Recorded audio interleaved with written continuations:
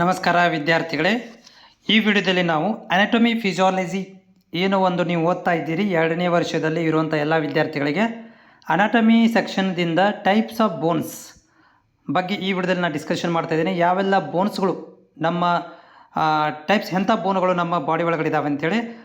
Bones are classified based on the shape and size.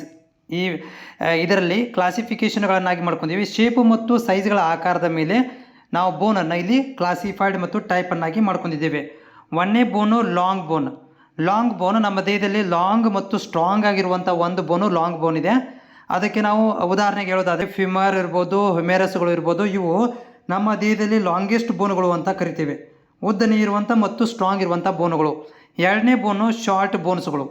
ನಮ್ಮ ದೇಹದಲ್ಲಿ ತುಂಬ ಶಾರ್ಟು ಮತ್ತು ಕ್ಯೂಬ್ ಶೇಪದಲ್ಲಿ ಇರುವಂಥ ಬೋನುಗಳು ಕೂಡ ಇದ್ದಾವೆ. ಅದಕ್ಕೆ ನಾವು ಶಾರ್ಟ್ ಬೋನುಗಳು ಅಂತ ಕರಿತೀವಿ. ಉದಾಹರಣೆಗೆ ಕಾರ್ಪಲ್ಸ್ ಇರ್ಬೋದು ಮತ್ತು ಟರ್ಷಲ್ಸ್ಗಳು ಇರ್ಬೋದು. ನೆಕ್ಸ್ಟ್ ಬೋನ್ ಇರುವಂಥದ್ದು ಫ್ಲ್ಯಾಟ್ ಬೋನ್ ಒಳಗಡೆ ಥಿನ್ನಾಗಿ ಮತ್ತು ಫ್ಲ್ಯಾಟ್ ಆಗಿರುವಂಥ ಬೋನುಗಳು ನಮ್ಮ ದೇಹದಲ್ಲಿವೆ. ಉದಾಹರಣೆಗೆ ಸ್ಕಲ್ ಬೋನ್ ಇರ್ಬೋದು ಮತ್ತು ರಿಬ್ಸ್ಗಳು ಇರ್ಬೋದು. ಅದಾದ ನಂತರ ನೆಕ್ಸ್ಟ್ ಬೋನು ಇರ್ರೆಗ್ಯುಲರ್ ಬೋನ್ಸ್ಗಳು ಅಂತ ನಮ್ಮ ದೇಹ, ಅಂದರೆ ಯಾವುದೇ ಥರಂಥ ಆಕಾರ ಇಲ್ಲ ಅವಕ್ಕೆ ಇರ್ರೆಗ್ಯುಲರ್ ಬೋನುಗಳು ಅಂತ ಕರಿತೀವಿ. ಅವಕ್ಕೆ ನೋಡಲಿಕ್ಕೆ ಅವು ಇರ್ರೆಗ್ಯುಲರ್ ಶೇಪನ್ನು ಹೊಂದಿವೆ, ಅಂದರೆ ಪರ್ಫೆಕ್ಟ್ ಆದಂಥ ಶೇಪ್ಗಳನ್ನು ಹೊಂದಿಲ್ಲ. ಉದಾಹರಣೆಗೆ ವರ್ಟಿಬ್ರೆಗಳು ಒಂದು ಇರ್ರೆಗ್ಯುಲರ್ ಶೇಪ್ಗಳನ್ನು ಹೊಂದಿರುವಂಥವುಗಳು. ಈ ಬೋನುಗಳು ನಮ್ಮ ದೇಹದಲ್ಲಿ ಡಿಫ್ರೆಂಟ್ ಬೋನುಗಳಿದ್ದಾವೆ ರೀ. ಆ ಬೋನುಗಳು ಕೂಡ ಕೆಲಸ ಕೂಡ ಫಂಕ್ಷನ್ ಕೂಡ ಏನಾಗಿದ್ದಾವೆ ಅಂದರೆ ಡಿಫ್ರೆಂಟ್ ಆಗಿದ್ದಾವೆ.